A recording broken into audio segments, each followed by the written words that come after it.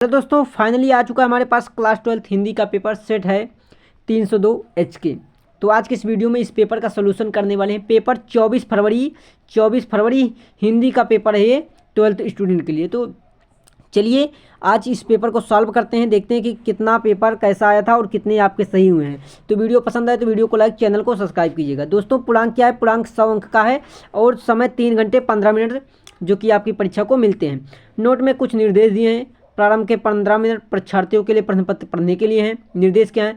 संपूर्ण प्रश्न पत्र 2 खंडों में है तथा खंड का तथा खा दोनों खंडों को आपको सभी प्रश्न को देना अनिवार्य है। चलिए पहले प्रश्न पर चलते हैं बिना देर किए हुए। देखिए खंड क्या शुरू? पहला प्रश्न है, अंधेर नगरी किस विधा की रचना है? उपन्यास, नाटक, कहानी, यात्रा वृत्तांत। देखिए अंधेर नगरी जो विधा है वो नाटक विधा है। ठीक, नाटक विधा। चलिए अगला प्रश्न देखेंगे। अगला प्रश्न क्या है? अगला प्रश्न हमारा हिंदी की प्रथम कहानी किसे माना जाता है? रानी केतकी की कहानी, या दुलाई वाली, या फिर इंदुमती, या फिर 11 वर्ष का समय। देखिए जो हिंदी की प्रथम कहानी होती है वो इंदुमती। तीसरा ऑप्शन बिल्कुल करेक्ट होगा। अगला प्रश्न देखेंगे।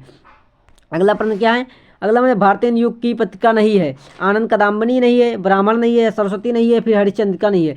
देखिए सरस्वती पत्रिका जो है द्विवेदी युग की है, तो इसलिए ये भारतीय युग की पत्रिका नहीं होगी। चलिए तो इसलिए इसका तीसरा आंसर सही होगा। अगला प्रश्न देखेंगे। अगला प्रश्न क्या है? चौथा कि क्षण बोले कण मुस्काएं, छल बोले कण मुस्काएं किसकी रचना है? कृत के लेखक कौन है? प्रोजी सुंदर रेड्डी हैं, हरिशंकर प्रसाई हैं, कन्हैयालाल मिश्र प्रभाकर हैं, अज्ञे हैं। तो इसका सही आंसर क्या हो जाएगा? कन्हैयालाल प्रभाकर मिश्र। तीसरा आंसर बिल्कुल करेक्ट होगा। अगला प्रश्न देखेंगे। अगला प्रश्न क्या है? अगला प्रश्न है 5वां, नीड का निर्माण फिर किस कृत की रचना है? नीड का निर्माण फिर किस लेखक की रचना है? मुंशी प्रेमचंद है, बालकृष्ण भट्ट हैं, हरिवंशराय बच्चन है, या प्रताप नारायण मिश्र हैं। तो इसका सही आंसर क्या हो जाएगा? हरिवंशराय बच्चन। दोस्तों आप सभी लोग कितने आंसर सही किए हैं आप कमेंट में जरूर बताइएगा। चलिए अगला प्रश्न है दूसरा का क्या है? अष्टयाम कवि के रचयिता हैं गोकुल दास, या विट्ठल लाल, या नाभादास, या फिर वल्लभाचार्य। तो नाभादास इसके बिल्कुल करेक्ट आंसर हो जाएंगे। ठीक, तीसरा ऑप्शन। अगला है कि रसकलश कृत के रचयिता कौन है? जयशंकर प्रसाद हैं, मुंशी प्रेमचंद हैं, ये सुमित्रा नंदन पंत हैं, या महादेवी वर्मा हैं, या फिर अयोध्या सिंह उपाध्याय हरिओद हैं। ठीक है, रसकलश के जो रचयिता हैं वो क्या है? अयोध्या सिंह उपाध्याय हरिओद हैं। ठीक, तो इसका फोर्थ ऑप्शन बिल्कुल करेक्ट होगा। चलिए अगला प्रश्न देखते हैं इसी क्रम में। अगला प्रश्न क्या है हमारा? अगला प्रश्न क्या है देखते हैं। अगला प्रश्न है नीरजा रचना है किसकी है? भारतेंदु हरिश्चंद्र की है, मैथिली चरण गुप्त की है, या फिर महादेवी वर्मा की है, जयशंकर प्रसाद की है। तो नीरजा देखिए महादेवी वर्मा की है। किसकी है? महादेवी वर्मा। तीसरा इसका बिल्कुल करेक्ट आंसर। अगला प्रश्न देखेंगे। अगला प्रश्न हमारा क्या है? अगला प्रश्न है साहित्य लहरी के रचयिता कौन है? तुलसीदास हैं कि जगन्नाथ दास रत्नाकर, या महादेवी वर्मा है, सूरदास। देखिए साहित्य लहरी के रचनाकार कौन है? सूरदास हैं। ठीक, सूरदास। चलिए अगला प्रश्न देखेंगे। अगला प्रश्न क्या है? अगला प्रश्न जो है हमारा अगला प्रश्न है कि परिमल के रचनाकार हैं कौन है? जयशंकर प्रसाद हैं, अज्ञे हैं, सूर्यकांत त्रिपाठी निराला, या गजानन माधव मुक्तिबोध है। देखिए परिमल जो रचना है सूर्यकांत त्रिपाठी निराला के है। ठीक, चलिए अगला प्रश्न देखेंगे। अब इसके बाद अगला प्रश्न क्या है हमारा? तीसरा प्रश्न अब आता है यहाँ से। वो क्या है? दिए गए गद्यांश पर आधारित निम्नलिखित प्रश्नों के उत्तर दीजिए। यहाँ से गद्यांश दिया गया और गद्यांश पर आधारित प्रश्नों का उत्तर देना है। पहला कि गांवों जंगलों में स्वच्छंद जन्म लेने वाले लोग गिरतारों के नीचे विकसित लोक कथाओं में संस्कृति का अभिठित भंडार भरा हुआ है, यहाँ तक आनंद भरपूर मात्रा में प्राप्त हो सकती है। राष्ट्रीय संस्कृत का परिचय कल में दीजिए। तो इस प्रकार एक गद्यांश दिया गया है और इस गद्यांश से कुछ प्रश्न है उसका आंसर देना। पहला क्या है? उपयुक्त गद्यांश का संदर्भ लिखिए। दूसरा रेखांकित अंश की व्याख्या कीजिए। तीसरा संस्कृत के वाहक और संरक्षक के रूप में किसका उदाहरण दिया गया? तीसरा चौथा के लेखक के मतानुसार राष्ट्र का धरोहर क्या है? और अगला क्या है? एक राष्ट्र के उन्नति कब संभव है? ठीक, ये 5 प्रश्न है जिनको आपको क्या करने थे? इन 5 प्रश्न को आपको क्या करना था। चलिए अगला क्या है? अथवा में भी प्रश्न दिया गया। क्या दिया हुआ है? ये साले कहाँ से का छुई दी थम। अथवा में भी प्रश्न दिया गया। क्या है? देखिए नवीकरण कितना ही प्रशस्त कार्य क्यों ना हुआ हो, प्रक्रिया में भी भूलना नहीं चाहिए। भाषा का मुख्य कार्य अस्फुट अभिव्यक्ता है। ठीक, तो इस प्रकार एक गद्यांश और है, उसमें भी कुछ प्रश्न है। पहला है कि शीर्षक का लेखक का नाम लिखिए, लेखक के रचयिता की व्याख्या कीजिए, कौन सी भाषा चिरकाल की नहीं कह सकती, अंग्रेजी भाषा किसकी निशानी है। ठीक, तो ये प्रश्न है। चलिए अगला प्रश्न देखेंगे। अगला प्रश्न क्या है इसमें अगला प्रश्न जो है वो अंग्रेजी भाषा किसकी निशानी है? दृष्टांता और सुस्पष्टता का अर्थ क्या होता है? इसको अर्थ लिखना था। ठीक, 2 हैं, दोनों का अर्थ लिखना था। ठीक, चलिए आगे के प्रश्न देखेंगे। तो आगे के प्रश्न क्या हैं? यहाँ से देखिए चौथा प्रश्न क्या दिए गए पद्यांश पर आधारित निम्नलिखित प्रश्नों के उत्तर दीजिए। क्या है पद्यांश? क्या है? लज्जाशील पथक महिला जो दूर कहीं आए, ये क्या है? लज्जाशील पथक महिला से आया है। ठीक, उसके बाद यहाँ से इसका प्रश्न क्या क्या पूछा गया था, प्रश्न देख लेते हैं। प्रश्न क्या है? प्रस्तुत पद्यांश में पाठ कवि और शीर्षक का नाम लिखिए, उपयुक्त पद्यांश का प्रसंग लिखिए, रेखांकित अंश की व्याख्या कीजिए, राधा पावन दूतका से क्या कहती है, मिलने वाले पथिकों को कैसा व्यवहार करने को कहती है, फिर लज्जाशील महिला के लिए राधा ने क्या कहा है। ठीक, अथवा में भी प्रश्न है। क्या? अथवा में भी प्रश्न है। चलिए देखते हैं अथवा वाला प्रश्न क्या है। अथवा में क्या है? अथवा में जो देखिए, बैठी थी आंचल, क्या है? बैठी थी आंचल अल्पसंख्या तरंगा व सिन्नी, अब कहाँ गौमुखी गंगा, हाँ जानकर मैं भी भरत को जाना, अब सुन ले तुमने। ये क्या है? कैकेयी संवाद है। कौन सा है? कैकेयी संवाद। जिन्होंने हमारी पुरानी वीडियो देखी थी, प्रीवियस ईयर के पेपर हमने बनाया था, उससे यहाँ से काफ़ी सारे प्रश्न आपको वहाँ से देखने को मिले होंगे। ठीक, चलिए, उपयुक्त पद्यांश का संदर्भ लिखना, गद्यांश पद्यांश का, और गंगा शब्द को पर्यायवाची लिखना। गंगा शब्द की कितनी? 2 पर्यायवाची। कितनी? 2 पर्यायवाची लिखनी है गंगा शब्द की। अगर रेखांकित अंश की व्याख्या करना है, हिंसा गौमुखी गंगा से अभिप्राय है, उपयुक्त पद्यांश में रस उसका स्थायी भाव भी लिखना। ठीक, तो और उसके बाद अगला प्रश्न देखिए, पांचवा प्रश्न शुरू होता है, निम्नलिखित में से किसी एक लेखक का साहित्यिक परिचय देते हुए उनकी प्रमुख कृतियों का उल्लेख कीजिए। अधिकतम शब्द सीमा 80 है। अधिकतम शब्द सीमा कितना? 80 है। कृतियों का उल्लेख करना है। क्या? कन्हैयालाल मिश्र, प्रभाकर, हरिशंकर प्रसाई हैं, वासुदेव शरण अग्रवाल है। ठीक, ये हैं। तो इन तीनों में से किसी एक को आपको करना था। ठीक, तो चलिए अगला प्रश्न यहाँ से आपको काफ़ी सारे प्रश्न देखने को मिल रहे हैं जो हमने पिछली क्लास ली थी। जिन्होंने लिए उनको फ़ायदा जरूर मिला होगा। चलिए, निम्नलिखित में से किसी एक कवि का साहित्यिक परिचय देते हुए उनकी प्रमुख रचनाओं का उल्लेख कीजिए। अधिकतम शब्द सीमा कितनी है? 80 है। क्या है? अवधेश सिंह उपाध्याय, हरियोदय, मैथिली शरण गुप्त, जयशंकर प्रसाद हैं।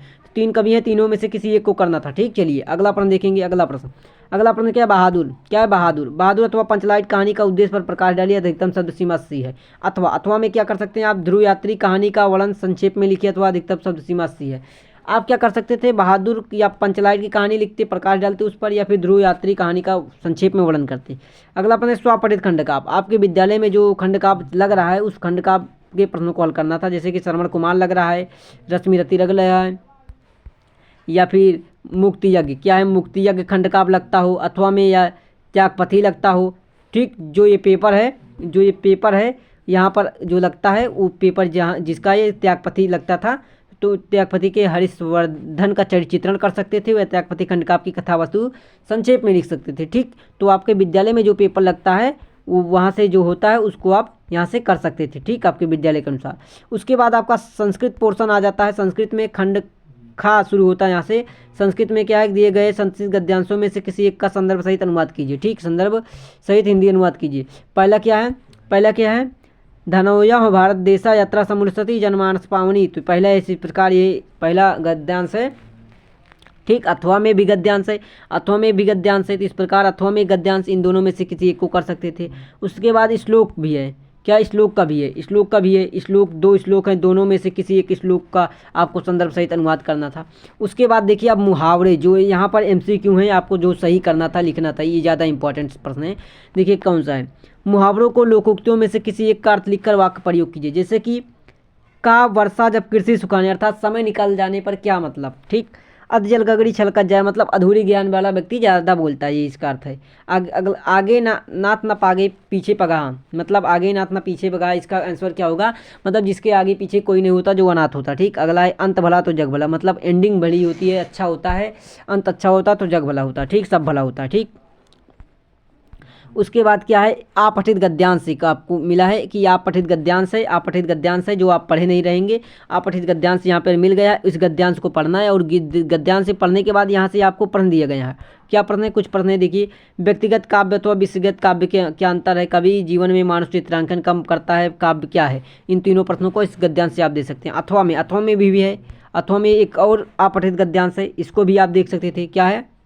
अगला आपठित गद्यांश क्या है? वो है आप प्रतिकूल परिस्थितियाँ और विविधताओं का जीवन में महत्व क्या है। ठीक, उनको समझना और उसको पढ़ना यहाँ से। उसके बाद क्या है?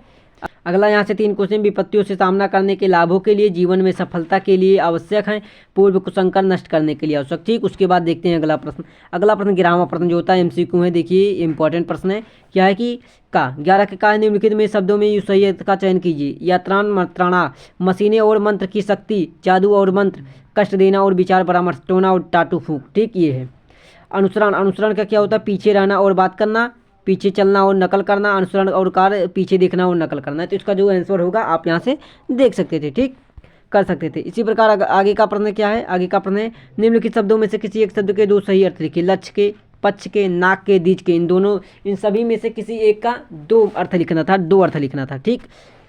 अगला है कि निम्नलिखित में से वाक्यों के लिए सही शब्द का चयन कीजिए जो बूढ़ा ना हो, जो कभी बूढ़ा ना हुआ होता हो। भाई वो अजर होता है, अजर अमर। देखिए अजर अमर कहा गया, जो अमर होता है कभी मरता नहीं, अजर जो होता है कभी बुढ़ाता नहीं है, ठीक। अजर अमर मतलब कभी मरो मत और कभी बुढ़ाओ भी मत। अगला है कि जिसका जन्म ना हुआ हो, जिसका जन्म ना हुआ अजन्मा भाई, जिसका जन्म नहीं हुआ होता वो अजन्मा होता, बहुत बार हमने आपको बताया है। चलिए अगला प्रश्न, अगला प्रश्न है, अगला प्रश्न क्या है, निम्नलिखित में से किन्हीं दो वाक्यों को शुद्ध करके लिखिए। समाचार पत्र मेज पर रखा है, मैं इस लड़के को पढ़ाया हूँ, मैं आपके उज्जवल भविष्य की कामना करता हूँ, ठीक। कृपया पत्र लिखने की कृपा करें, ठीक, पत्र लिखने की कृपया करें, ठीक। तो इन चारों में से दो को आपको शुद्ध करके लिखना था, ठीक। किसी को भी आप लिख सकते थे। अगला क्या है, 12वां क्वेश्चन देखिए। अगला क्या है, श्रृंगार रस अथवा हास रस का अस्थायी भाव उदाहरण के साथ लिखिए। अगला है कि अनुप्रास अथवा यमक अलंकार का उदाहरण सहित लिखिए। दोहा अथवा सोरठा अलंकार का उदाहरण सहित लिखिए, ठीक। इन तीनों को करना था, अथवा है, एक को करना था, ठीक। तीनों दो दो अंक के हैं, 6 अंक यहाँ से आपको मिल जाएंगे अथवा में। अथवा 13वां देखिए, निर्धन छात्र की सहायता से क्या है, क्या है 13वां क्वेश्चन। 13वां क्वेश्चन क्या कह रहा है, निर्धन छात्रा को उसकी आर्थिक सहायता हेतु अपने विद्यालय के प्रधान छात्र को आवेदन पत्र लिखिए कि आप निर्धन छात्रा हैं, आपको सहायता हेतु, आर्थिक सहायता हेतु। अथवा आप क्या कर सकते हैं, अथवा बैंक शाखा के प्रबंधक को उच्च शिक्षा ग्रहण करने के लिए प्रार्थना पत्र लिखना था कि अपने बैंक को, ठीक, बैंक प्रबंधक को लिखना था कि उच्च शिक्षा ग्रहण करने के लिए आपको धन की आवश्यकता है। निम्नलिखित विषयों में से किसी एक विषय पर भाषा शैली पर आप निबंध लिख सकते थे। नई शिक्षा व्यवस्था, कंप्यूटर का योगदान क्या है, मेरा प्रिय कवि लेखक क्या है, पर्यावरण संरक्षण, बेरोजगारी समस्या और वृक्षारोपण के महत्व। इन सभी में से किसी एक टॉपिक पर, क्या किसी एक टॉपिक पर आप क्या कर सकते, किसी एक टॉपिक पर आप लिख सकते थे, किसी एक टॉपिक पर आप लिख सकते थे। दोस्तों ये था, क्या था, ये क्लास 12 किसका था, क्लास 12 का हिंदी का पेपर था, हिंदी का पेपर था, हिंदी का पेपर था। आई होप आप सभी लोगों ने अच्छा किया होगा, 90+ स्कोर ला सकते थे। बहुत आसान पेपर था। जिन्होंने हमारी पिछली वीडियो देखी होगी, पिछली क्लासों के प्रीवियस ईयर की वीडियो देखी होगी, उनको यहाँ आज बहुत ज़्यादा हेल्प मिली होगी। तो यदि आप आगे के पेपर को अच्छा करना चाहते हैं तो आप हमारे चैनल से जुड़कर आगे की तैयारी और सब्जेक्ट की कर सकते हैं। मिलते हैं नेक्स्ट वीडियो में, तब तक के लिए आप सभी को धन्यवाद।